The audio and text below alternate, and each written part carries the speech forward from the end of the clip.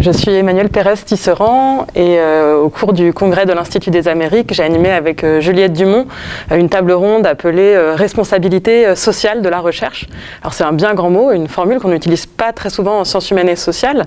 Et l'idée c'était d'essayer de réfléchir collectivement avec nos intervenantes à quelle est notre responsabilité en tant que chercheuses et chercheurs par rapport à nos enquêtes, mais aussi par rapport à la restitution aux personnes enquêtées, et également nos responsabilités par rapport à la société qui quand même nous paye ou à laquelle on a envie d'apporter quelque chose. Donc on a conçu une table ronde avec 4 intervenantes. Alors il s'avère qu'on a pensé à des parcours que de femmes en fait, et donc c'était un peu un acte là aussi de responsabilité de mettre en lumière des parcours féminins. On a invité Kira Grieco qui est anthropologue et travaille sur des militantes femmes dans le Haut-Pérou au sujet de l'extraction minière. On a invité Claire Alix, qui est archéologue, maîtresse de conférences à Paris 1 et qui travaille avec des populations inuites pour négocier avec ces populations les fouilles dans leur territoire ancestral. On a aussi proposé à Irene Pereira, qui travaille sur les questions d'éducation et qui a beaucoup étudié Paulo Freire, qui a réfléchi sur la pédagogie des opprimés. Et on a également invité Camille Boutron, qui travaille à l'IRSEM, qui a beaucoup travaillé sur les conflits armés en Colombie, au Pérou, et qui là aussi travaille à l'IRSEM comme conseil pour faire des propositions sur la place des femmes dans les armées françaises. On a du coup réfléchi aux conditions matérielles dans lesquelles on fait sa recherche et au statut.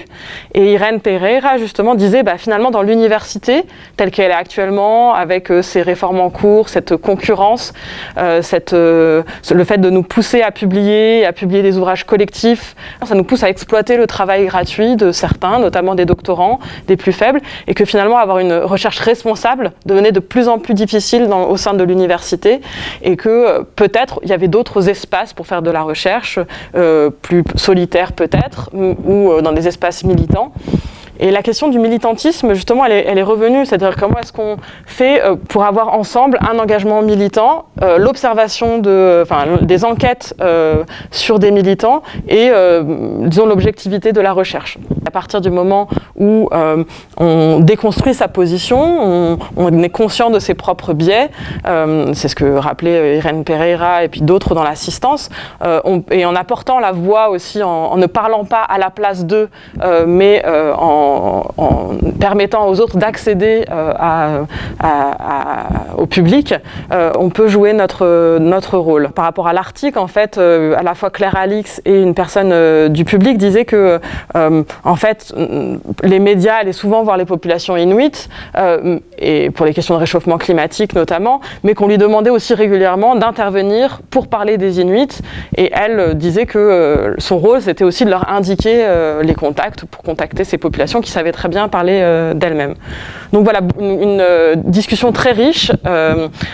qui n'a pas apporté des conclusions, c'est-à-dire pas de recettes de cuisine, mais des pistes, notamment déconstruire sa propre position, être conscient de ses biais en ne confondant pas objectivité et neutralité, trouver sa bonne place, qui n'est pas toujours facile et peut prendre du temps, et la question quand même de là où va l'université française et même mondiale en quelque sorte, avec une expérience très intéressante d'ailleurs de Camille Boutron, qui a été en Colombie dans une université privée où elle était très bien payée, mais où elle était poussée à faire de très nombreux entretiens, beaucoup de publications. Et selon elle, cela nuit en fait à la fois à la qualité du travail et aussi à l'éthique de sa relation avec ses enquêtés, puisque si les enquêtés n'atteignent pas forcément une restitution, ils attendent une loyauté, c'est-à-dire une forme de relation continue. La dernière remarque conclusive, c'est que nous étions seulement des intervenantes, nous étions 6 femmes à intervenir et à organiser ce panel, et dans la salle qui n'était pas très grande, on avait une assistance constituée majoritairement de femmes. C'est-à-dire qu'il y avait sur une vingtaine de participants, 4 hommes, je crois. Et donc je me suis posé la question de ce qui faisait que c'était le cas. Est-ce que c'est un thème qui attire davantage les femmes, cette question de la responsabilité, de la légitimité, ou est-ce que quand les femmes interviennent, les hommes sont moins attirés parce que c'est une parole qui porte moins ou qui est moins...